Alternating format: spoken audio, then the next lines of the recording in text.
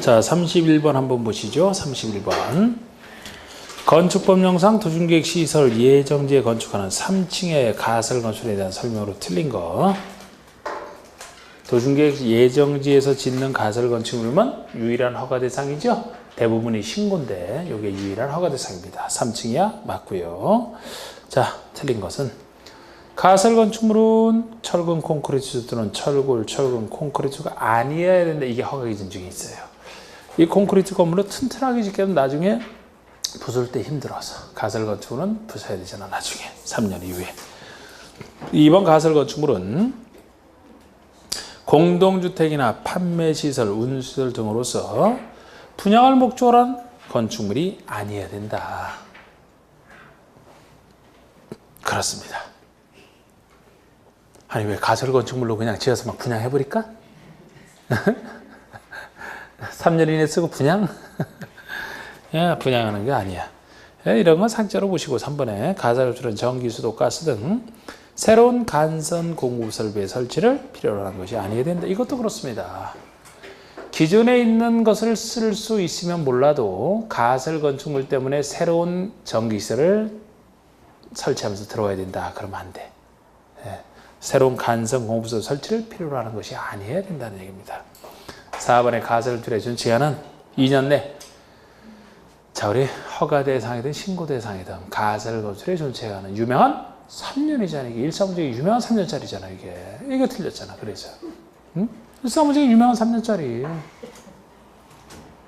가설 건축물은 도시계획 예정도로도 건축할 수 있고요. 잠깐 쓰는 것이라 어디에든 뭐 가능합니다. 자, 33번 보시면 건축허가를 받은 건축물의 철거 등에 대한 설명은 틀린 거. 건축물 소유자가 건축물을 철거하려면 특광자치주택 시장건축에 신고해야 지금 철거할 때 누구에게 신고하느냐 그거 하나만 지금 묻고 있잖아요. 특별시장 광역시장이 나와. 특별시장 광역시장 대신에 구청장이 나와야지. 건축법에서는 대부분 다 특별한 거 빼놓고 시장에서 구청장. 아니 상시적으로 철거할 때는 지금 누구에게 신고하는지를 여기서 물었더라면 그거를 유심히 봐줘야 돼요. 지문상. 근데 누구 얘기를 틀리게 한 거라고. 세상에 특별시장, 광역시장이 철거 신고 받을 군번이냐고 이 사람들이. 시장에서 구청장. 뒤에는 맞아요. 이번에 건축의 소유자가 건축을 철거하려면 철거 기간 3일 전까지 철거 멸실 신고서에 해체 공사 계획서를 첨부하여 제출하라. 철거 정일 3일 전 신고가 철거 신고죠. 멸실은 멸실 후 30일. 3번에 건축물의 소유자나 관리자는 건축물이 제로 멸실된 경우 멸실 후 30일에 신고하라. 지금 이런 숫자는 다 맞게 해놓은 거야. 누구 얘기를 갖고 지금 틀리게 정답을 낸 거지. 숫자를 낸 게 아니고. 그게 오히려 누구에게 신고하라고 해도 기본이 되는 거예요. 그래서 그게 더. 4번에 성면이 함유된 건축물을 철거하는 경우에는 법령에 적합하게 성면을 먼저 제거 처리한 후 건축물을 철거하라. 성면이 제일 문제 많은 그 공에 있는 거잖아 이게. 그러니까 성면을 먼저 제거하고 하라 뭐 이런 거. 됐어요. 자, 5번에 뭐 철거했으면 그저 등록 말소하라 그거야. 대장에서 등록 말소 해야지 뭐 어떡합니까. 자, 34번 봅시다. 계산 문제로 그림 딱 해서 그림 성의를 봐서라도 34번. 건축상 대지 A의 건축선을 고려한 대지 면적이 얼마냐? 대지 면적이 얼마냐?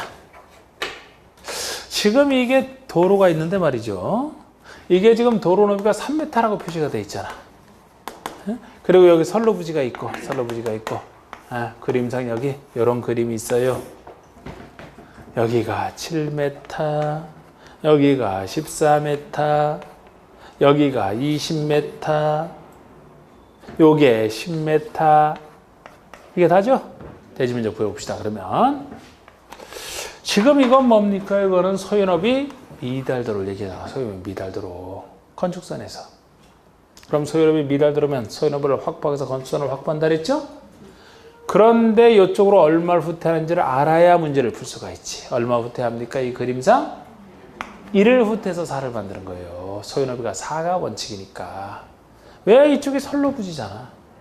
선로부지라고 표시가 안 돼 있으면 0.5, 0.5로 확보하겠죠. 그런데 이제 선로부지니까 한쪽으로 하면 어떻게 하는 거죠? 1. 그래서 4를 만들어. 그럼 이쪽에 건축선과 도로 사이 이 건축하지 못하는 부분은 건축만 못할 뿐이고 대지에서 제외된다 이렇게 했던 거. 앞으로 도로가 확보될 땅이다? 대지에서 제외가 된다. 그럼 결국 대지 면적을 요 면적 구하라는 거잖아요. 이거 나눠봐야지 그러면. 나눠서 요 면적 구해서 더해주면 되겠네. 여기가 1m 되니까 여기는 6이 되고 요게 10이죠? 6 곱하기 10, 60이 된다고. 그럼 여기 얼마예요? 7이 되겠네. 전체 14에서 여기가 7이니까. 여기가 7이 될 것이고 7 곱하기 20, 140. 더하니까 200.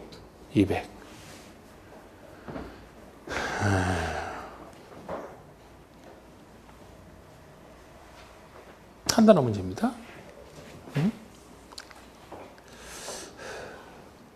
35번 보시죠. 35번. 건축법령상 도시지역에 건축하는 걸 전제로 해서 대지와 도로 등에 대한 설명으로 틀린 거. 연면적가 2000제곱미터인 공장 대지는 너비 6m 이상 되는 도로에 4m 이상 접해야 된다. 자, 이게 접하라는 게 대지도로 관계라고 했잖아요. 대지도로 관계인데 보통이라면 대지는 도로에 얼마에 접해야 되느냐. 접하는 부분이 최소 2m 이상 접하는 게 원칙이라고 했어요. 도로면 원칙이 4m 이상이라고 해요. 그런데 여기에 큰 건축물이 들어선다라면 이 큰 건축물의 크기가 연면적 2000 이상이다. 보통 2000 이상인데 공장은 넓기 때문에 공장은 따로 3000 이상 그랬고요. 여기 2000 이상 하더라도 축사 작물재배에서는 사람 사는 게 아니기 때문에 제외고 여기서 제외고 보통 2000 이상의 큰 건축물이 들어선다. 많은 사람이 살 거기 때문에 2가 추가됐다 그랬죠? 그럼 어디저로? 도로 너비도 2 더하고 접하는 부분이 2를 더해서 너비가 6m 이상 되는 도로에 접하는 부분이 4m 이상 접하라. 이 강화 규정이죠. 그럼 이건 예외를 갖고 물었어요. 공장은 3000 이상일 때 이렇게 접해야 되거든요. 지금 2000제곱미터인 공장을 하면 3000 이상이 아니죠? 그러니까 6m 이상 되는 도로에 4m 이상 접하는 게 아니고 원칙으로 돌아와서 2m 이상 접한다. 이렇게 보시면 돼. 그래서 이게 틀린 겁니다. 바로. 또 이렇게 2m 이상 안 접해도 되는 예외도 있잖아. 그죠? 농막 같은 거 이런 거 안 접힌다. 출입에 지장이 없다. 광장고 등이 설치되어 있다. 다닐 수 있으니까 이런 것도 있고. 자, 하여튼 답은 1번이고요. 2번에 쓰레기로 매립된 토지에 건축할 때는 성토 지방계량 필요한 처치를 해야 된다. 쓰레기로 매립된 곳에 하려면 집안의 조치, 성토 등 하고 나서 공사해야 된다. 그 얘기고요. 군수는 건축의 위치나 환경을 정비해서 필요하다고 인정하면 4m에서 건축을 따로 지정할 수 있다. 건축선, 예의적 건축선은 우리 좀 전에 아까 봤던 서해너비 미랄도로에서 또 도로와 도로가 만나는 도로 모퉁이에서 건축선도 있죠. 근데 이 경우는 아까처럼 건축하지 못하는 부분이 대지에서 제외되지만 또 하나. 이게 시장 등의 별도 이전 건축선이거든. 다른 건 갖춰졌는데 정상적으로 갖춰졌어도 시장 등이 도시지역에서는 4m 이하에서 따로 지정할 수 있다. 지금 이게 문제에서 도시지역을 따로 전제로 물어봤기 때문에 이렇게 군수가 4m에서 따로 지정할 수 있다. 맞는 얘기예요. 도시지역이 아니면 안 되니까. 그리고 이때는 건축과 도로 사이 부분은 대지에서는 포함된다. 이 점에 앞에 들과 다르다 했던 건데 그 중에 하나를 얘기합니다. 또 4번의 담장의 지표 위 부분은 건축선의 수직면을 넘어서는 안 된다. 맞는 얘기죠. 자, 제가 건축선이 있으면 건축의 수직면을 이쪽에 있는 건축물이나 담장 자체가 수직면을 넘어서는 안 된다 그랬죠? 침범하니까. 근데 지하는 지표 아래는 괜찮다. 지하로서 다른 사람 다니까 없으니까 지표 위에서 안 된다. 그 얘기잖아. 지금 지표에서는 담장 넘어서는 안 된다. 우리 여기도 그런 얘기도 있죠? 담장이나 건물 자체가 넘어서는 안 되지만 여기 출입구나 창문을 이런 식으로 여닫이로 설치하는 게 되느냐 안 되느냐. 6개 높이 4.1m 이하에서는 이런 구조로 설치하는 거 안 되죠. 넘지 않는 구조로 해야 된다. 넘어서는 괜찮고 이런 얘기까지도 있잖아. 그런데 이건 기본을 갖고 물은 거죠. 5번에 공장 주변에 허가권 자연장 공진 광장이 있다. 광장이 있다라면 연면적이 1000제곱미터인 공장 대지는 도로에 2m에서 접하지 않아야 된다. 광장, 공원 등이 있다면 그곳을 통해서 다니면 되기 때문에 2m에서 접하지 않아야 된다. 그 얘기에 속하는 거죠. 자, 37번 볼까요? 갑은 대지에 높이는 4m짜리, 연면적기는 90제곱미터인 건축을 신축하려 한대요. 케이스 문제식으로 묻는 거네. 높이는 4m짜리고 연면적은 90제곱미터고 신축하려고 한답니다. 신축하려고. 그러면 건축상 건축규제에 위반되는 것을 찾아보라는 거예요. 위반되는 걸 찾아라. 갑은 건축을 해서 건축 신고를 했대요. 신고 대상에 속하면은 위반이 아니고 허가 대상에 속하면 위반이 되겠지. 신고했다는 얘기는. 신고 대상입니까? 주어진 걸 써야 돼요. 지금 신축이라면 면적 얼마 이하가 신고라고 배웠어요? 100 이하. 90이니까 100 이하네? 신고했으면 잘한 거지. 적법하게 한 거지. 두 번째, 갑의 대지는 인접한 도로명보다는 낮으나 대지에 배수용 지장이 없고 용도상 방수의 필요가 없다. 그럼 낮아도 상관없어요. 원래는 인접한 도로명보다 낮아서는 안 되거든요. 높아야 되거든. 배수 문제 때문에. 근데 배수의 지장이 없대. 용도상 방수의 필요가 없대. 그럼 낮아도 상관없죠. 3번에 갑은 공개공지나 공경으로 확보하지 않았대요. 여러분, 공개공지는 적어도 연면적 5,000제곱미터 이상인 큰 불특정 다수인들이 이용하는 그런 큰 건축을 할 때 그 사람들에서 공개공지를 확보하라고 했죠? 주상장과 관련돼 있다고 하면서 이게 90제곱미터인데 무슨 공개공지, 거기 손님 찾아오면 찾아올 사람 누가 따로 뭐 없어. 응? 5천 이상이 됐을 때 공개공지 설치는 안 했다? 잘한 거야. 그러니까 갑의 대지는 보행과 자동차 통행이 가능한 도로에 3m 접하고 있다. 90제곱미터니까 2천이 아니죠? 그럼 원칙으로 돌아가서 2m 이상 접하면 되겠네요? 3m 접하고 있으니까 2m 이상이 딱 들어맞죠? 이렇게 하나하나 따져주는 거예요, 이게. 5번에 갑의 건축물은 창문을 열었을 때 건축의 수직면을 넘어서는 구조로 돼 있대요. 자, 우리 창문을 넘어서는 구조로 되냐 안 되냐는 높이 4.5m 이하에서는 안 되잖아. 근데 여기가 높이가 4m네요? 그럼 4.5m 이하에 속하는 거죠? 그러니까 이런 구조는 안 된다 해야지. 예, 구조로 되어 있으니까 법을 위반한 거지. 그래서 5번이 되는 종합적인 문제죠. 종합적인 문제. 자, 39번 보세요. 38은 다 그 문제인데 39번은 이제 조경 문제죠. 38, 39가 조경 한번. 자, 우리 건축상 건축의 대지에 조경을 하지 않아도 되는 건축에 해당하는 것을 모두 고르고, 조경하지 않아도 되는 걸 모두 골라보래요. 자, 우리가 이거 조경은 200 이상인 대지에 원래 해야 되지만 조경을 안 해야 되는 경우라면 녹지나 비도시 자연환경 자체가 훌륭하니까 할 필요 없다. 뭐 염분이 함유되어 있다 해도 죽으니까 축사 축사 가설 건축을 할 필요 없다 그랬죠? 근데 제가 주의하실 것은 작은 공장, 대지 면적은 5,000제곱미터 미만인 작은 대지지는 공장, 연면적에서는 1,500 미만인 작은 공장, 산업단지는 면적에 상관없이 공장은 생산에만 전념해야 되니까. 특히 물류시설이다 그러면은 1,500 연면적 1,500제곱미터 미만인 물류시설이 작은 물류시설인데 주상에 설치하는 것은 많은 사람 왔다 갔다 하니까 물류시설은 제외니까 해야 되죠. 주상에 설치할 때는 해야 되고 공업지역에 설치할 때 안 한다. 그거 주의하시면 되고. 근데 지금 여기는 그냥 공장만 다 얘기하네요. 적용 안 해도 되는 걸 모두 골라보래. 연면적, 면적 5,000 미만인 대지에 건축하는 공장. 대지 면적 기준에서는 5,000 미만. 맞아요. 적용 안 할 수 있어요. 니은번에 연면적가 1,500 미만인 공장. 연면적 1,500 미만 작은 거. 디귿번에 산업단지 공장. 다 내요, 다. 셋 다 적용할 필요가 없죠? 간단하게.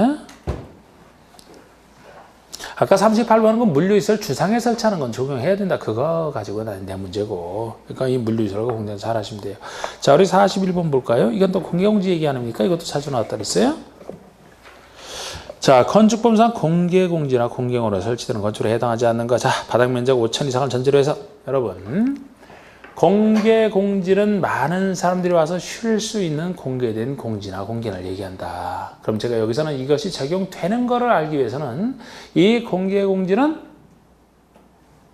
주상생활과 관련돼 있다. 공업생활과는 관련이 없다. 공업에서는 뭐 공장의 근무 시간 동안에 생산만 잘해야지 뭐 자꾸 공개공지 와서 잡담하고 그러면 안 된다. 근무 시간에. 주상생활 관련돼 있잖아요. 그래서 5,000 이상은 많은 사람이 이용하는 뭐 문화집회시설, 뭐 운수시설 막 이렇게 쭉 생각을 하시되 이거를 어느 지역에 지을 때 적용받는지를 정확히 하셔야 되는데 주상 중에서 주상생활과 관련돼 있으니까 주거지역 중에서는 일반 주거, 준주거에 지을 때잖아. 일반 주거와 준주거에 지을 때. 예. 주거 생활인데 여기 왜 전원 주거만 안 돼요? 전 주거는 안 됩니다. 왜? 워낙 양호한 주거 환경이기 때문에 5천 이상인 그런 큰 시설은 전주에 아예 들어갈 수가 없다 그랬어요. 그리고 상업생활 하려니까 상업지원 다 들어가. 네 가지. 중일 근조 다 들어갑니다. 근데 공업에서는 준공업만 들어간다. 준공업만. 왜 준공업이냐? 공업이랑 관련 없지만 준공업이 주거 상업업무 보완이 필요하기 때문에 주상과 관련돼서 여기만 들어가는 겁니다. 이 밖에 시장 등이 따로 정하는 지역이 있는데 내긴 힘들고 이거 갖고 찾으면 돼요. 그래서 해당하지 않는 걸 찾으래. 설치 대상이 아닌 거. 일반 공업지역에 있는 바로 이거예요. 그냥 답이 1번이야. 공업에서는 어디만 중공업에서만 적용이 된다니까요. 일반 공업이잖아. 혹시 이거로 고를 수가 없다 그러면 뒤에 거를 봐야 되는데 뒤에 거 볼 필요 없이 이 지역만 하고서 지금까지 푸는 문제 냈다 그랬습니다. 2번은 일반 주거, 3번은 준주거고 4번은 5번은 다 상업지역 아닙니까? 다 대상이죠. 공업에서는 준공업만 대상이니까 답이 1번이 되는. 그 다음에 43번 보시면 대제, 조경 및 공개공지 등에 설치된 설명으로 오는 것을 했는데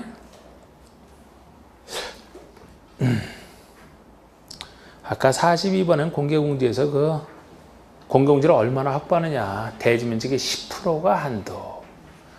용적률 등을 1.2배까지 풀어줄 수 있다. 그 얘기고요. 43번은 옳은 것은 도심계획 시설에서 건축하는 연면적 합계가 1500제곱미터 이상인 가설 건축물이죠. 적용 등 연출을 해야 된다? 결국 가설 건축물 얘기잖아요. 무슨 적용을 합니까? 가설 건축을 위해서 적용할 필요 없다. 틀렸어. 2번 면적 5,000제곱미터 미만인 대지에 건축하는 공장, 대지 면적 5,000 미만인 작은 공장, 적용 등 연출을 하지 아니할 수 있다. 답이 이거네. 그럼 또 이거네 답이. 3번에 녹지지역에 건축하는 창고, 녹지지역이잖아요. 창고도 뭐든 녹지니까 녹지역 한 농자만 적용 등의 조치를 할 필요가 없다. 틀렸고. 4번에 상업지역에 건축하는 공개공지 등의 면적은 대중이 10%를 넘어야 된다. 10% 이하에서 조례를 정하죠. 최대지가 10%잖아. 공개공지 면적. 5번에 공개공지 등을 설치하는 경우 건축의 건폐는 완화 적용할 수 있으나 건축의 높이지 않은 완화 적용할 수 없다. 높이지 않도 완화 적용할 수 있다. 높이도 완화 적용할 수 있어요. 법에서는 건필도 가능해. 그런데 제가 1.2배라고 구체적으로 0에서 하는 것은 용적률과 보통 높이지 않 두 가지고 지금 이건 법적으로 보더라도 몇 프로 아니니까 건필은 완화할 수 있으나 이 높이지 않는 할 수 없다. 그래서 틀렸어요. 높이지 않도 완화가 가능합니다. 자, 구조재료 파트에서는 작년 문제, 원래 이쪽에는 제가 틀려도 된다 그래서 여기서 나오는 것들이 이상한 것들이 많아서. 근데 44번 문제는 따로 작년에 많이 개정된 부분이었고 마침 그 부분의 문제를 낸 거를 얘기하기 때문에 44번 보시면 건축법령상 구조 안전 확인 건축물 중에서 건축주가 착공신고 시 구조안전 확인서류를 제출해야 되는 건축이라는 거. 그러니까 건축주가 이 구조안전 확인서류는 설계자가 작성하는 그 서류가 있어요. 그거를 착공신고 시에 미리 제출해야 되는 건축의 구조안전을 제출해야 되는 그런 건축물이 있어요. 그런데 우리 박스에 한번 해설 한번 보세요. 확인서류 제출 사항이 다음의 건축물 이렇게 얘기합니다. 다만 표준 설계에 따라 짓는 것은 제외. 표준 설계도서는 이미 안전성이 확보되어 있기 때문에 이때는 해당이 안 되고 이거 안 되는 건 다 똑같고 층수가 2층 이상이에요. 이게 작년에 바뀐 게 보통 3층에서부터 조금 큰 걸로 보는데 2층 이상으로 바뀐 겁니다. 그러면서 하도 작업 건축의 구조에 안전이 생기다 보니까 원래 3층 이상은 2층 이상으로 바꾼 거예요.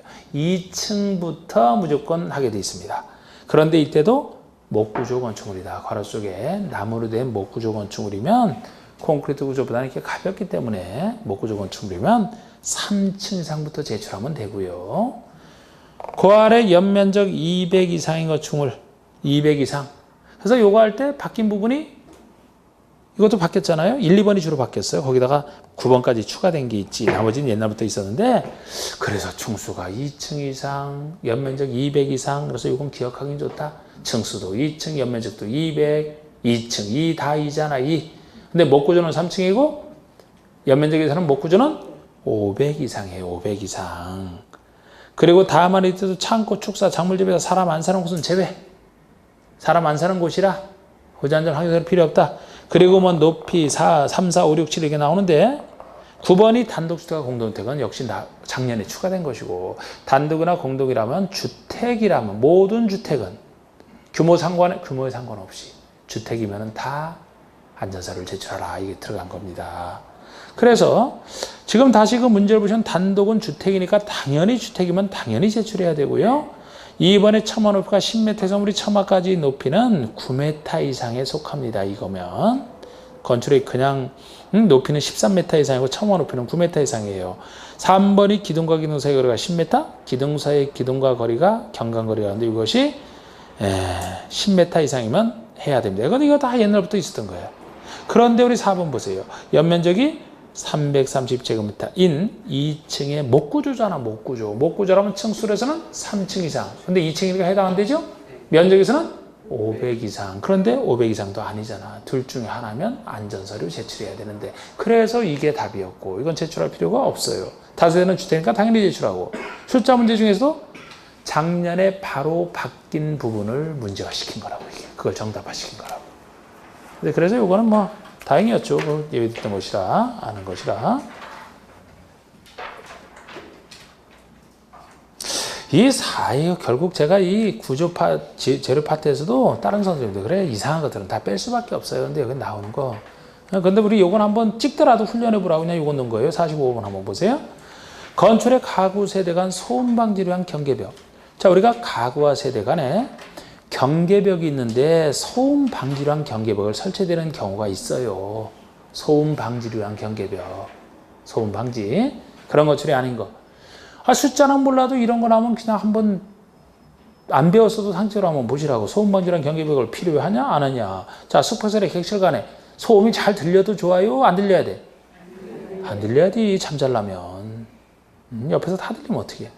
이번에 공동주택 기숙사의 침실 간에 조용해야 되죠? 그래야 잠을 자든지 말든지 하지. 판매 중에 상점 간에 상관없지. 상점 이런 데는 사람이 시끌시끌해야 장사 잘 되는 거야. 조용하면 그거 망하기 직전인 거야. 서로 사람들이 주죠. 4번에 학교 교실 간에 조용해야 공부에 집중할 수 있지. 거기 병실 간에 조용해야 치료가 되지. 이거 찍겠어요? 그럼 상점 간이라고?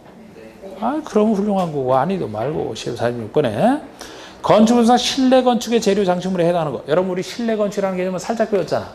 무조건 실내에서 건축하는 걸 얘기한다. 뭐 칸막이 하고 막 실내 재료 건축하는 거. 실내 건축 말 그대로. 그 실내 건축의 재료 장식물, 실내 건축에 들어가는 여기 모두 골라보래요. 자, 기억번에 실내에 설치하는 배수시설 재료. 실내 건축 재료에 들어갈까요? 배수시설? 실내 건축하는 배수시설? 아니 그럼 실외에 건축하는 거예요 이거는? 아니 실내에서 지금 배수 물 쓰고 나서 남은 거 배수하게 그 재료도 실내 건축 재료에 들어갈 것 같은데? 니은번에 실내에 설치하는 환기시설 재료, 실내에 설치하는 난간 재료, 실내에 설치하는 창호 재료, 실내에 설치하는 전기시설 다 들어가요. 다 실내 설치하는 게 다 실내 건축이라니까. 거기 들어가는 재료만 다 실내 건축 재료지 뭐 이게. 근데 틀려도 상관없어요. 답은 5번이야.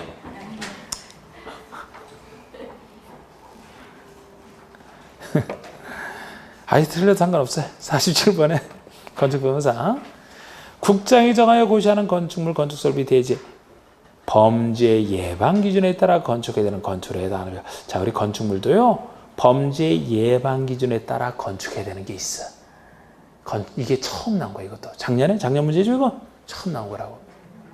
여러분, 그러니까 여러분들은 몰라도요, 현관 같은 경우도 이 문 하는 거, 이게 예를 들어서 여기 현관, 여기 들어갈 때. 그러면 이 구석진 곳에 누가 들어가는지를 어떻게 봅니까? 이건 범죄 예방 기준에 안 맞는 거야, 이게. 예를 들어 이런 데다가 현관을 이렇게 해서 여기다 설치를 해야지. 그래야지 여기서도 다 감시가 되잖아. 네? 안 그러면 구석진 곳에 들어가서 뭐 어떻게 협박할지 모르잖아. 그래서 그러니까 이제 이거 한 예인데 이런 식으로 미리 이 건축물도요, 기술적으로 이 범죄 예방을 위한 기준이 있다고 이게. 어디에 뭐 어떤 식으로 설치하라. 가로등은 어떻게 여기 불빛은 어떻게 설치하고 그런 기준이 있는데 거기에 해당하는 건축이 아닌 거 됐는데 1번에 교육연구소 학교 범죄 예방 할까요 말까 이런 거. 그냥 애들 다 범죄 희생시켜 그냥. 이런 게 다 있어요. 그래서 현관 따로 나와 있고 쉽게 볼 수 있게 건물에 접근하는 사람들 쉽게 볼 수 있게. 그래서 거기 있는 사람도 나를 쉽게 볼 수 있는 구조에 위치하고 있다면 범죄 함부로 행동 못 하거든. 학교. 자, 소매점. 이름 보면 소매점. 다중생활시설, 숙박시설 중 다중생활시설, 세대수가 300세대인 아파트. 이게 답이 5번이었거든요, 작년에. 이거는 다른 걸 갖고 못 내고, 당시 이거 문제 낼 때는 아파트라면 500세대 이상 설치하는 아파트만 범죄 예방 기준으로 갖춰야 됐어요. 세대가 많을 때. 그런데 작년에 문제할 때는 분명히 정답이 5번이었어요. 근데 작년 말에 개정이 된 거예요, 이게. 12월, 30일 딱 개정돼서 지금은 아파트 연립 다세대에다가 다가구까지 들어가요. 원래 공동주택은 아파트 연립 다세대에다가 단독이지만 다가구까지 있죠? 범죄 예방 기준이 확대된 거예요, 확대. 많이 확대됐어요. 그래서 지금은 아파트 연립 다세대에다 다가구라면 세대수에 상관없이 아무리 작은 세대수인 작은 주택이라도 다 범죄 예방 기준에 맞춰서 짓게 돼 있어요. 건축 기준이 굉장히 강화된 거라고. 그래서 지금은 정답 없습니다. 작년과 달리. 지금 정답 없어요. 그래서 이렇게 큰 주택이면 다 된다 이렇게 보시면 돼요.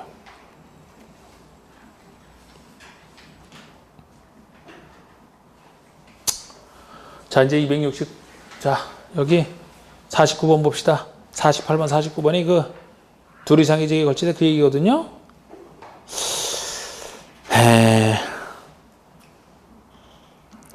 49번 보시면 1000제곱미터 대지가 그림과 같이 각 지역지구 구역에 걸쳐 있을 때 건축법상 건축물 및 대지에 적용되는 규정으로 옳은 거. 빗금치 부분은 대지, 검은 면은 건축물, 조례는 조. 자, 이거 이 얘기잖아. 자, 지금 하나의 건축물이 있는데, 하나의 대지가 있는데, 여기는 녹지구, 여기는 녹지구, 여기는 경관지구래요. 경관지구는 여기만이고, 여긴 지역은 안 나와 있고, 건축물은 여기 있대, 여기. 건축물은 여기 있대. 그리고 여기 면적은 400이고, 여기 면적은 600이야, 1000인데. 자, 여기 보세요. 지금 건축법에서 묻고 있거든, 건축법에서. 제가 건축법에서는 이렇게 하나의 대지가, 하나의 건축이 둘 이상의 지역에 걸쳐 있을 때, 국회법 얘기랑 비슷해. 근데 하나의 차이가 있다 그랬잖아. 대지가 걸쳐 있을 때. 국회법에서는 330 이하의 부분이 있을 때 막 하는 규정 있죠? 그걸 건축에서는 안 쓴다. 330 이하일 때 그 규정 대신에 건축법에서는 유일한 차이가 대지의 과반이 속하는 부분이 있으면 반을 넘는 부분. 여기라면 면적상 600을 넘는 이 부분이 과반을 차지하는 부분이죠. 여기에 대한 규정을 건축과 대지 전부에 적용한다 그러잖아. 그런데 나머지는 똑같아요. 그러면 있는 것 중에서는 똑같다고. 그럼 여기 600제곱미터 과반선을 넘는 분이 경관지구네요? 그럼 경관지구에 대한 규정은 건축과 대지에 전부 다 적용할 것이냐? 그런데 이게 녹지잖아. 근데 녹지와 그러시한수로 나눠 있으면 각각 대수이 된다. 이거 똑같단 말이에요. 그러니까 녹지가 꽤 있기 때문에 여기는 녹지, 여기는 경과지구만 적용되는 거예요. 그리고 이 건축물이 걸쳐 있더라도 방화지구에 걸쳐 있을 때만 방화지구에 대한 규정을 건축물 전부에 적용한다 그랬죠. 그죠? 방화벽 바깥에는 정할 필요 없고 다 똑같다 그랬잖아. 다른 건 예외 없어요. 근데 여기는 걸쳐 있지도 않네? 그리고 방화지구도 아니고 건축물 여기만 있네? 그대로 봅시다 그러면. 자, 대지에서는 무슨 규정이 적용돼요? 대지에 대해서는. 대지는 여기는 녹지, 여기는 경관지구죠 이제? 각각 되겠네, 각각? 그죠? 그러니까 녹지가 있으니까. 건축물은 뭐가 적용이 되나요? 건축물에는. 건축물은 여기에만 있죠? 여기만 있는 녹지지역 행위지역만 적용되겠지 뭐. 여기 왜 적용됩니까? 걸쳐 있질 않은데. 걸쳐 있더라면 그럼 각각이 되는 거예요, 다시. 네?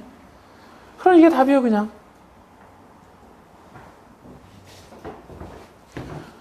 대지는 각각이니까. 대지가 각각이 되려면 2번에 나오네요.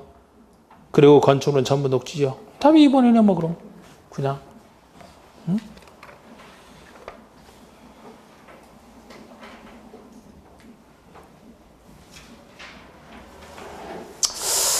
자, 50번은 봅시다.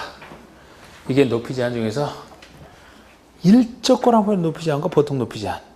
보통 높이 제한이 가로구역별 높이 제한. 가로구역별로 높이를 통제할 수 있다. 일조건 확보한 것은 별도로 우리 하는. 자, 우리 건축법령상 건축의 높이 제한에 대한 설명으로 틀린 거 찾아라 하고 있는데 1번 전용 주거지역과 일반 주거지역 안에서 건축하는 건축물의 대해서는 일조 경우에 확보한 높이 제한이 적용된다. 자, 우리 일조권으로 높이 제한은 적용 범위가 중요하다 그랬죠? 일조권은 주거 생활과만 관련돼 있다. 남의 주거권을 침해하지 않기 위해서. 그러면 일반 건축은 어디서? 전용주거와 일반주거에서 지을 때 적용된다. 준주거만 하더라도 주거지이지만 상업기능 보완 때문에 아니다 그랬죠? 그리고 공동특이라면 중심과 일반 사업지 아닌 곳이면 다 적용되는 확대 적용. 공동택은 예외. 그럼 지금 이건 그대로잖아.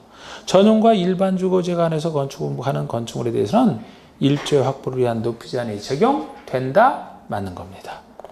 2번 일반 상업지에 건축하는 공동주택으로서 하나의 대지에 2동 이상을 건축할 때는 채광을 위한 높이 제한이 적용된다. 높이 제한 자체가 적용이 안 돼. 왜? 공동특인데 일반 상업에 짓잖아요. 공동주택은 확대 적용이지만 중심과 일반 상업은 제외한 다른 지역에서 지을 때잖아. 일반 상업 지을 때가 적용 자체가 안 된다고. 그래서 이게 지금 틀린 거 찾는 거죠?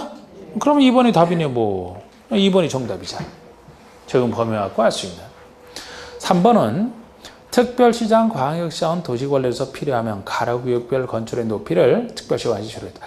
이 가로구역별 높이 제한이 보통 높이 제한인데 원래는 가로구역 높이를 허가권자가 정하게 돼 있어요. 허가권자가. 그런데 허가권자 중에서도 특별시, 광역시장도 대형 건축을 할 때는 허가권자가 되는 경우 있잖아. 근데 특별시장, 광역시장이 할 때는 특별시, 광역시에 얼마나 많은 가로구역이 존재하는데요. 구 단위로도 엄청 많은데 그래서 이런 경우만큼은 직접 안 하고 너무 많으니까 특별시, 광역시 조례에 맡길 수가 있어요. 특별시, 광역시장만 조례에 맡길 수 있어요. 다른 행정청은 조례에 못 맡겨. 작은 것들이라 상대적으로. 특별시, 광역시만 커서 그렇습니다. 4번의 허가권자는 같은 가로구역에서 건축의 용도 형태에 따라 건축의 용도를 다르게 정할 수 있다. 원래 가로구역별로 높이를 통제하지만 같은 가로구역 내에서도 건축물별로 달리 정할 필요가 있으면 달리 정할 수도 있겠어요. 여러 가지가 존재. 그 중에 하나입니다. 5번의 허가권자는 가로구역별 건축의 최고 높이를 지정하려면 지방건축의 심의 이렇게 높이 제한처럼 중대한 거 할 때는 건축인의 심의를 거쳐요. 최고 높이든 최저 높이든 높이 할 때는 다 거치는 거야. 자, 그래서 2번만 틀렸습니다. 자, 그러면 이제 51번을 볼까요? 또 지역지구 안에서의 건축 제한에 대한 설명으로 옳은 거 됐는데 1번 하나의 건축물이 방화지구와 그 밖의 구역에 걸쳐 있다. 그 전부에 대해서 방화지구 안의 건축물에 대한 건축구역정을 정한다. 이게 맞네요, 그냥. 방화지구에 대해서는 방화벽이 설치되어 있다. 방화벽 바깥은 안 하지만 그런 얘기 없잖아, 그죠? 방화지구에 대한 규정을 땅은 아니고 건축물 전부에 대해서 그대로 건축에 대한 규정을 적용한다. 맞습니다. 2번의 시장은 건축의 용도 형태에 관계없이 동일한 가로구역에서는 높이를 동일하게 정해야 된다. 꼭 동일하게 정할 필요는 없죠. 가로구역별로도 달리 정할 수 있어요. 3번의 시장호수는 도시관리에서 필요하면 가로구역별 높이를 시군조례로. 시장호수는 시군조례로 못 맡겨요. 조례에 맡길 수 있는 경우는 고생 많이 할 특별시, 광역시에서만 특별시, 광역시 조례로 정할 수 있는 겁니다. 4번의 3층 이하로서 높이 12m 이하 건축물에는 일제된 확실한 높이 제한 규정을 적용하지 아니할 수 있다. 적용 안 하려면 3층이 아니고 2층 이하로서 2층 높이 8m 이하, 2층 이하로서 8m 이하, 3층부터는 조금 크게 보잖아. 2층 이하로서 8m 이하입니다. 그리고 정북방향으로 도로 등 건축이 금지된 공지에 접하는 대지인 경우 정북방에도 앞으로 건축물이 안 들어서는 도로 등 건축이 금지된 공지라면 그쪽 신경 안 쓰고 건축의 높이를 정북방의 인접대지 경계선로부터 거리에 따라 영위적 높이를 해야 된다가 아니고 남쪽으로부터도 할 수 있다. 이 들어가지 이거는. 원래는 북쪽에서부터 얼마 띄우는 게 원칙이지만 남쪽에서 띄울 수 있는 경우는 새로운 미개발지를 개발할 때 그리고 정북방의 신경 안 써도 될 때 둘 중에 하나잖아요. 이게. 남쪽에부터 할 수 있는. 꼭 북쪽에서부터 해야 되는 건 아니잖아요. 근데 사실 이것도 19회 때 문제지만 1번 가지고 그냥 찾고 뒤에 볼 것도 없는 거야. 저는 해설하느라고 지금 이렇게 하는 거지. 52번이요. 건축법령상 건축물이 있는 대지는 조례로 정하는 면적에 못 미치게 분할할 수 없다. 조례로 정하는 면적에 못 미치게 분할할 수 없다. 다음 중 조례로 정한 최소 분할 면적 기준이 가장 작은 형태. 이게 뭐예요? 건축상 우리 분할이 금지되는 기준 면적이 있잖아. 주, 산, 공록, 그렇지 않은 기타에서 제가 주거지역과 기타, 주기, 60. 인생주기 60 했던 거. 공업지역, 상업지역, 공상. 공업지역, 상업지역은 공상하는 것은 얼마? 밝은 달에 공상한다. 에이, 15야. 밝은 달 150 아니에요. 150. 녹지가 200, 시인 200이라는 당나라 시인 녹지 선택할 것이다. 그러니 모의고사에서 점수가 안 나오지. 그러니까 이런 걸 지금 모를까 이거 그만 했던 건데. 저번 주에 했던 거 아니에요. 그냥. 생각나요? 복습을 해야 생각이 나지. 주기 60, 공상 150, 녹지 200. 그러면 여기서 자 우리 주거지역의 1번은 이종 전용이니까 그냥 주거지역은 다 60이잖아. 60. 상업지역이면 150이고 2번, 3번이 다 150이야. 중공업도 150이고 생산 녹지니까 200이야. 답은 1번. 제일 작은 60. 주기 60 중에 하나. 53번 안 봅니다. 작년 문제지만 이런 것은 이제 여러분들이 느낌 잡아서 가는 거야. 이거 바닥 면적에 뭐가 포함되는 이거 하려면 엄청. 자, 54번도 됐고 55번 보세요. 이것도 사실 약간은 어려운 부분이 속하는 부분인데 계산 문제 나온 거. 여기가 용적률 산정. 원래 연면적이 각 층의 바닥 면적 합계인데 용적률 산정에 쓰이는 연면적 개념에서는 용적률 부담 없이 설치하라고 빼주는 거 4가지가 있다 그랬죠? 지하층 무조건 빼줍니다. 지상층이라 하더라도 부설 용도인 주차장으로 쓰는 거 무조건 빼준다. 피난안전구역 대피연구원, 유사지 대비한 시설 빼준다. 자, 다음의 그림은 지상 3층과 다락의 구조를 갖추고 있는 다세대 주택인 건축물이에요. 2층과 3층은 주거 전용 공간이고 지붕이 경사진 형태인 다락의 높이는 1.7m, 처마 길이는 50cm이다. 대지 면적이 200제곱미터이고 용적률이 건폐한도가 각각 250%, 용적률은 200%, 건폐율은 50%로 할 때 증축 가능한 최대 면적. 여러분 지금 여기서 물은 것은 앞으로 증축 가능한 최대 연면적이 얼마냐는데 우리 증축이라는 것이 기존 건축을 있는 상태에서 더 짓는 게 증축이라고 했잖아. 그럼 증축 가능한 것은 원래 법적으로 지을 수 있는 전체 한도가 있는데 여기서 기존 건축의 면적을 빼주면 증축 가능한 게 나오죠? 있는 사람 더 짓는 게 증축이니까 원래 얼마 지을 수 있는데 이 중에서 기존 연면적을 빼주면 증축 가능한 게 나오잖아. 그럼 원래 지을 수 있는 최대 연면적은 제가 대지 면적 곱하기 용적률로 하면 나온다 그랬죠? 용적률 최대 한도 대지 면적이 얼마라고 돼 있어요? 200제곱미터. 용적률은요? 200%. 그럼 200 곱하기 2. 그러면 400이 나오는 거죠? 원래 확보된 세대면 400이에요. 여기서 기존 연면적만 빼주면 증축은 나오는 겁니다. 근데 그림상 기존 건축의 연면적이 이거 지하층은 빼버려야 되는데 없네. 뺄 거 없어요? 1층 중에서 뺄 거 있나요? 뭐를 빼요? 주차장을 빼줘야지. 지상층이지만 주차장이니까 빼줍니다. 계산 빼줘야 돼. 이거 빼야 되고 그 다음에 뺄 거 있나요?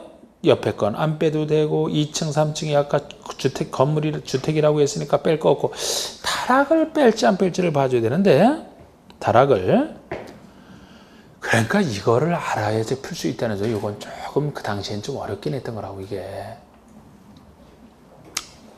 이 다락은요 바닥면적 산정해서 다락방이라고 하시잖아. 다락방 그 다락이거든. 정상적인 보통의 다락이라면 우리가 들어가서 허리도 잘 못 펴는 부분. 이 정도라면 다락의 연면적이 다락층 빼버리겠다는 거예요. 1.5m 이하. 아니 1.5m 이하라고 보통 높이가 1.5m 이하인 다락은 빼주는 거예요. 바닥 면적에서. 사실 1.5m는 허리를 못 핀다고 가서 1.5m 그죠? 이 정도면 그 생활하게 이게 빼준다는 거예요. 그런데 지금 이거는 다시 거기다 이제 예외예요. 경사진 형태 지붕이잖아. 경사진 형태라면 보통의 평평한 이런 지붕보다 경사진 형태니까 조금 더 높이는 위에까지 높이를 따지는 것이라 1.8m 이하를 빼줘요. 보통 다락 높이는 1.5m는 빼버린단 말이야. 1.5m 이하. 근데 경사진 형태라면 1.8m. 그럼 경사진 형태 맨 높은 곳에 높이 따지더라도 1.8m 이하라면은 제가 들어가서도 맨 위에도 이거 못 써. 이렇게 못 써. 1.8m를 떼주는 거야. 그런데 지금 여기 높이는 1.7m로 되니까 이거 빼주는 거야. 그러면 집어넣을 거는 2층, 3층 200에다가 공동설 40, 240. 이게 240이 현재 있는 건축물의 연면적이 되는 거예요. 이걸 빼주면 돼. 그러면 160이 앞으로 증축 가능하다 이렇게 계산하는 것이지.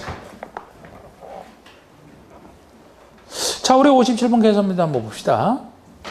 건축물상 대지 면적이 160제곱미터인 대지에 건축되어 있고 대지 면적이 160.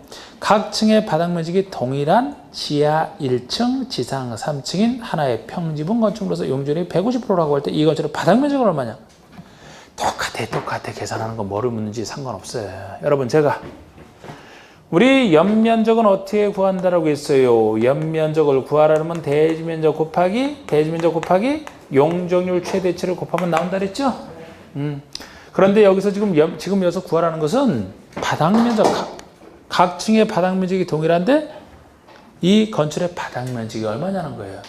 그런데 연면적 자체가 각 층 바닥 면적 합계니까 우리가 구하라는 바닥 면적을 x라고 놨을 때 연면적은 어떻게 돼요? 이게 지하 1층, 지상 3층이니까 지하층은 무조건 빼준다 그랬죠? 빼고 지상에 3층만 넣어줘야 되죠? 그럼 연면적은 3 곱하기 x, 3x가 되는 거죠? 모르는 걸 x라고 놨을 때 바닥 면적 모르니까 그럼 3x는 대지 면적이 얼마예요? 160이고 용적률은요? 150, 1.5잖아. 그러면 용적률이 150이니까 1점으로 곱해줘야 되죠? 그럼 160 곱하기 1.5면 240이 되네? 그럼 3x는 240, x는 80. 이렇게 나오는 거지 뭐. 그냥 식에다 그대로 넣어서 하면 돼.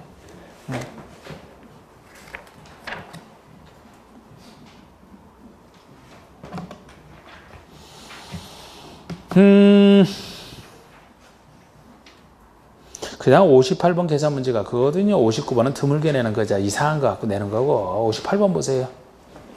58번에 건축법령상 1000제곱미터 대지에 건축한 다음 건축의 용적률은 얼마냐. 그냥 용적률 구하는 거예요.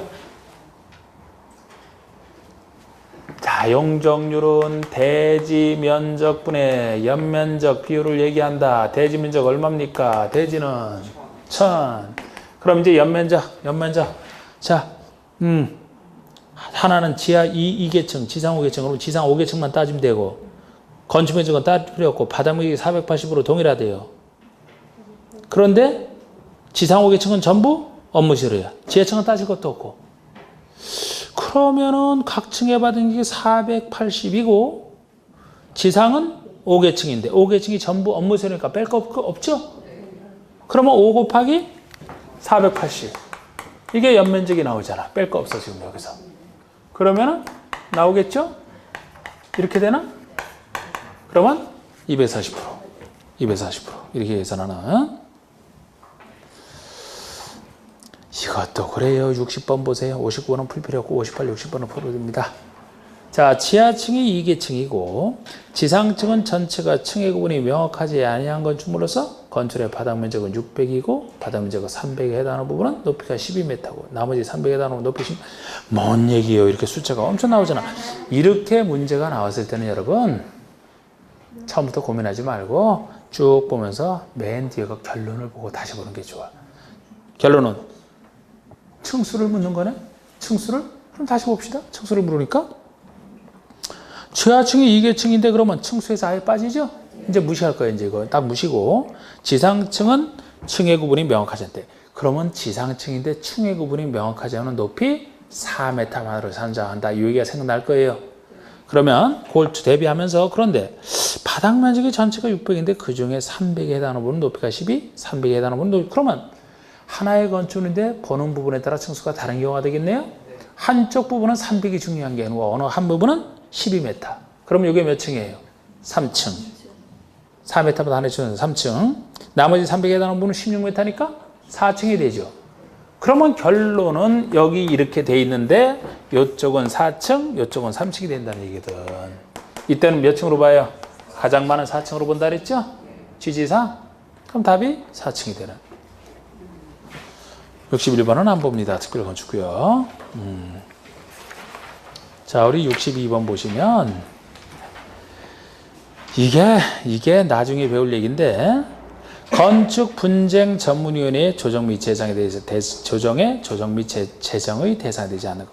우리 건축 분쟁위원회가 건축분쟁 전문위원회가 말 그대로 건축 분쟁에 대해서 해결하는 행정청의 기관이 요거예요. 모든 건축 분쟁을 다 다룬다고 봐요.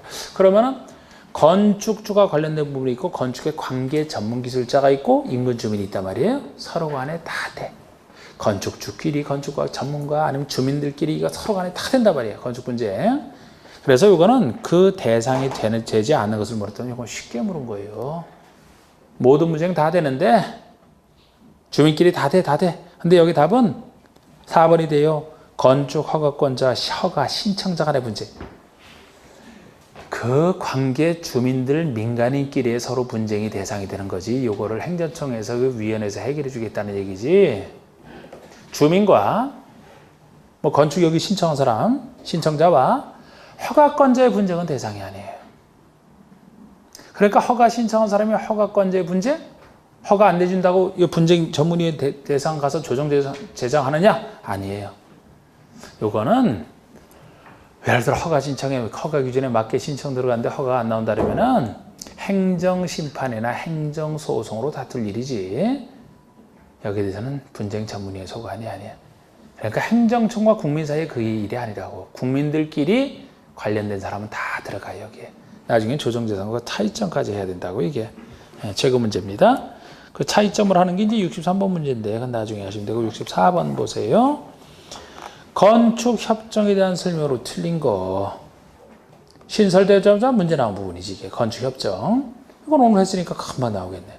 건축의 소유자 등은 과반수 동의로 건축의 리모델링에 대한 건축 협정 체결할 수 있다. 제가 건축 협정 체결할 때는 전원 합의로만. 이게 바로 정답이에요. 틀렸어요. 체결할 때는 전원 합의잖아요. 폐지할 때가 과반수라 했잖아. 폐지하는 얘기는 5번이에요. 5번. 건축협정을 폐지하려는 경우는 체결다 과반수 동의. 이건 맞죠. 1번이 틀린 거라고. 다른 건 틀려리지 뭐 그냥 쭉 해놨고. 65번도 보세요. 이게 두 문제 아니에요. 이게. 건축법상 건축협정의 인가받은 건축협정 구역에서 연접한 대지에 대해서 관계 법령 규정을 개별 건축마다 적용하지 않고 건축협정 구역을 대상으로 통합하여 적용할 수 있는 것만은 모두 그런 거. 자, 건필 통합할 수 있나요? 제 대표적으로 통합할 수 있지. 건축협정 개별 건축마다 적용하지 않고 우리 전체를 대상으로 통합 적용하는 거 그 그림. 건폐율, 계단 설치. 이건 통합할 성질이 아니다. 계단일수록 각각 설치를 해야지 이걸 무슨 통합해서 전체에 설치를 합니까? 지하층은 건물 그러니까 그대로 통합. 부설 주차장 통합. 개인 하수처리설 통합. 니은 빼고 다예요 다. 그럼 3번이 되죠 뭐. 이행강제금 얘기도 이것이 중개실무에서 나오는 이행강제금과 비슷한 얘기인데 이제 건축부에서는 그 차이점 정도만 보시면 되죠 이게. 그런데 우리 최근 문제 봅시다. 작년 문제 67번. 건축상 이행강제금을 산정하기 위하여 위반 내용에 따라 곱하는 비율을 순서대로 나열한 것은 위반 내용에 따라 곱하는 비율이 있어요. 높은 순서대로 나열한 것을 찾아보라 합니다. 그런데 이것도 작년 문제지만 이것도 건축법에서는 한 2년 전에 이게 추가된 것이라 작년에 나온 거예요, 이게. 그러니까 이거는 쉽게 우리가 예상할 수 있던 부분이에요. 아직 여러분들에게 제가 강의는 안 했지만. 여러분, 우리 위반 건축에 대해서는 법을 위반한 정도에 따라서 중대한 위반 4가지는 시가평액의 약 50%가 최대치예요. 그 외 위반은 시가평액 10% 이렇게 나가는 건데 이 중대한 위반이 건축허가나 신고 없이 건축한 경우. 또 하나가 제일 중요한 기준인 건폐율과 용적률을 위반했을 때야. 이 4가지가 이거거든요. 그런데 이것이 시가평액의 50% 곱하기 50%가 최대니 거기다가 이 4가지 위반의 50%는 맞아요. 그런데 4가지 위반의 위반 정도에 따라 일정한 비율 100%냐, 90이냐, 80이냐, 70이죠. 100%면 1이잖아, 그지? 1, 0.9, 0.8, 0.7을 곱하냐 이게 달라진단 말이에요. 근데 그 비율이 곱하는 비율이 높은 순서대로 나열해요. 그럼 여러분이 여기 봤을 때 기업번 용적률 초과, 니은번 건폐율 초과, 신고를 하지 않고 리을번 허가를 받지 않고 어느 게 제일 중대할 것 같아요? 이게 높은 건축 허가를 받지 않을 때가 제일 중대한 위반이지. 그래서 리을번이 당연히 먼저 나와야 돼. 그 다음에 뭐가 중대해요? 용적률 초과가 중대하지. 그 다음이 건폐율. 그 다음이 무신고가 제일 이 중에서는 제일 약한 거야. 가변 건축물 신고이기 때문에. 그래서 리을번이 100%, 기억번이 90, 건폐율이 80, 무신고 70, 190, 80, 70 이렇게 나가는 거죠. 쉬운 겁니다, 이거는.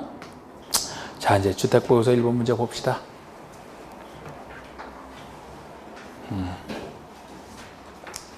5시 반까지는 안 해도 그래도 항상 한 15분까지는 했잖아요. 자, 국민주택에 대한 설명으로 오른 거. 오늘 배운 건데 뭐 이거 언제? 에? 여러분들 지식이 식기 전에 하는 게 훨씬 좋아. 제 입장에서도. 아이, 더 봐야 더. 자, 1번 민영주택이라도 국민주택 규모 이하로 지금 더 안 하면은 다음 주에 가서 마무리할 때 더 시간이 걸려요, 이거 지금. 민영주택이라도 국민주택 규모 이하로 건축되는 경우는 국민주택에 해당한다? 이게 도대체 뭔 말이에요, 이게? 국민주택이 아닌 것이 다 민영인데, 예? 민영은 국민주택을 제외한 걸 얘기하죠? 근데 민영이라도 국민주택 규모로 이양되면 건 국민주택. 아, 이거 말이 안 되는 소리지, 이거는. 이걸 어불성설이에요, 이거는. 말이 안 되는 거예요, 이거는. 틀렸고. 2번 한국토지주택공사가 수도권에 건설한 전용면적이 1세당 80제곱미터의 아파트는 국민주택에 해당한다. 자, 우리 한국토지주택공사 공공기관이죠? 국민주택 규모를 갖춰야 국민주택이 되죠? 수도권이니까 무조건 85 이하가 국민주택 규모지. 예외 100도 적용이 안 되잖아. 근데 100이라 해도 이건 그죠? 80이잖아, 80. 그러니까 국민주택에 해당한다? 맞는 거죠. 맞는 거예요. 정답이에요, 그러면 2번이. 아, 너무 쉽잖아, 이거. 작년 문제. 무조건 맞춰야 돼, 이거.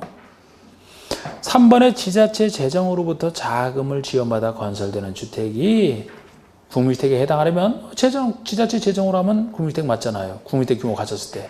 자금의 50% 이상은 지자체로부터 이런 얘기는 없어요. 없는 거 만든 얘기야, 이거. 없어, 이런 거. 그냥 재정 얼마든지 지원만 돼. 4번에 다세대의 경우에 전용면적은 건축의 바닥 면적에서 지하층 면적을 제한 면적으로 한다. 이 전용면적 계산하는 거 갖고 4번, 5번 나왔는데 이거 규칙에 나오는 얘기예요. 근데 원래 이 다세대 공동주택의 전용면적은 암묵지수라고 해서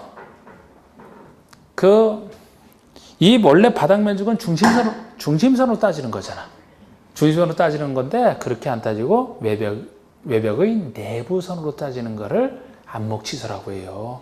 그래서 이렇게 바닥 면적으로부터 아니고 외벽의 내부선이고 지하층 면적을 다 제한하는 게 아니고 일부 제외되는 게 있고 일부 포함되는 게 있어서 막 틀렸어요. 5번에 아파트 경우 복도 계단 등 아파트의 지상층에 있는 공용 면적은 전용 면적이 말도 안 되지. 무슨 공용 면적이 어떻게 전용 면적에 포함이 됩니까? 완전히 다른 개념인데. 그래서 지금 이것은 좀 역시 4번, 5번은 규칙 가지고 또 3번은 아예 없는 지문으로 3가지나 이상한 지문 만들어 오고 정답은 쉽게 찾는 거예요. 이건 2번을 당연히 찾아야 돼. 무조건 맞춰야 됩니다. 그 다음에 3번 문제 봅시다. 원룸형 주택의 요건에 대한 설명으로 틀린 거 같은데 원룸형 주택의 요건, 원룸형, 도시형 중에 원룸형 세대별로 독립된 주거가 가능하도록 욕실 부엌을 설치해야 된다. 당연하죠? 전면적이 20제곱미터인 경우 욕실과 보일러실을 제한 부분을 하나의 공간으로 구성해야 된다. 자, 제가 원룸형은 최대치가 50 이하죠? 근데 그 중에서 30 이상이면 2개 공간으로, 30이 안 되면 하나의 공간. 그러니까 20제곱미터면 30이 안 되는 경우죠? 하나의 공간으로 구성해야 된다. 맞습니다. 3번에 전면적이 40제곱미터다. 그러면 30 이상에 속하죠. 그러니까 욕실과 보일러실을 제한 부분을 2개 공간으로 구성할 수 있다. 맞는 거야. 4번에 각 세대별 전용면적이 60인 경우 원룸면적에 해당한다. 될 수가 없어. 원룸형은 50 이하가, 그래서 이거 틀린 겁니다. 각 세대는 지하층에 설치하지 않아야 된다. 그냥 4번 문제도 그냥 보시면 아실 것이고, 5번 문제. 세대구분형 공택의 건설 기준. 건설할 때 기준이에요. 지금은 요거 말고도 기준주택을 변경하는 게 새로 등장했다 그랬잖아. 그죠? 새로 등장했으니까 뭐 기출에는 없고, 건설 기준입니다. 세대구분형 공동주택의 세대별로 구분된 각각의 공간마다 별도의 욕실 부엌과 현관까지 설치하라. 세대구분형 공동주택 건설과 관련해서 주택건설 기준을 적용할 때 세대구분형 공동주택의 세대수는 그 구분된 공간 세대수로 산정하라. 세대수를 그 구분된 공간 세대수로 산정하라. 말이 안 되는 얘기죠? 구분된 구분된 세대수와 상관없이 한 세대로 산정한다잖아요. 구분된 세대수와 관계없이 한 세대에 그래야 되잖아요. 구분된 공간 세대수라면 뭐 세 공간으로 구분됐으면 세 세대 이렇게 계산한 거 아니잖아. 그러니까 이게 틀렸지. 3번에 하나의 세대가 통합하여 생활할수록 세대 간의 연결문이나 경계구조, 경계벽 설치하라. 4번, 5번은 요게 3분의 1, 3분의 1. 세대수 기준에서 세대 구분형이 전체의 3분의 1이야. 면적 기준에서 3분의 1이야. 5번. 다 맞습니다. 틀린 것은 그 세대수 계산하고 9번만이고요. 6번에 준주택에 해당하는 것은 준주택은 뭐라 그랬어요? 오노다기. 있어요? 오노다기가 준주택인데? 있네요. 2번에 다중생활시설 다. 이 중에 해당하지 않는, 신경 쓰지 말아요. 이 중에 해당하든 해당하지 않든 모든 다중생활은 다 들어가. 오노다기잖아. 예? 7번 문제. 이거 작년 문제인데 이것도 엄청 쉬워. 주택수상 용어죠. 용어 정의 따를 때 주택에 해당하지 않는 것을 모두 고른 것은 주택에 해당하지 않는 것. 3층의 다가구. 주택이죠? 2층의 공간. 공간은 주택에 속하지 않는다 그랬죠? 그럼 니은번이 들어가야만 돼. 4층의 다세대. 주택이죠? 3층의 기숙사. 기숙사는 오노다기 준주택이잖아. 준주택. 오피스텔. 준주택이죠? 그럼 니은, 디귿, 니은, 리을, 미음. 니은, 리을, 미음. 답 4번이네. 얼마나 쉽습니까?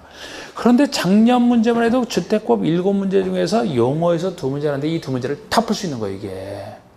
그런데 7문제에서 몇 문제 맞추면 무조건 안정적으로 합격이에요. 4문제 맞추면 무조건 안정적으로 합격이라니까? 주택법에서는.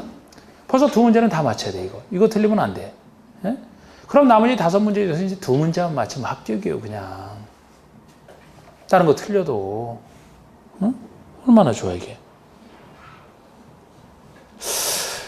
자, 9번 봅시다, 9번. 주택수상 용어에 대한 설명으로 옳은 거. 8번에 섞여 있어요, 여기에. 자, 용어. 폭이 10m인 일반 도로로 분리된 토지는 각각 별개의 단지이다. 별개의 단지로 보려면은 일반 도로라면은 폭이 20m 이상인 일반 도로로 분리되어 있어야 되잖아요. 그러니까 이거는 틀린 얘기야. 틀린 얘기예요. 이게 일반 도로는 폭이 20m 이상인 일반 도로로 분리돼야 되고, 도시공계획 예정 도로라면은 8m 이상으로 분리가 돼야 되지. 그 정도만 주의하시면 돼요, 여기서는. 2번의 공구란 하나의 단지에서 둘 이상으로 구분되는 1단의 구역으로서 공구별 세대수는 200세대 이상이 아니죠? 300세대 이상이지. 공구별로는 300세대 이상 재야 돼. 3번의 세대 구분형 공동주택이란 공동주택의 주택 내공간의 일부를 세대별로 구분하여 생활이 가능한 구조로 하되 그 구분된 공간 일부를 구분 소유할 수 있다?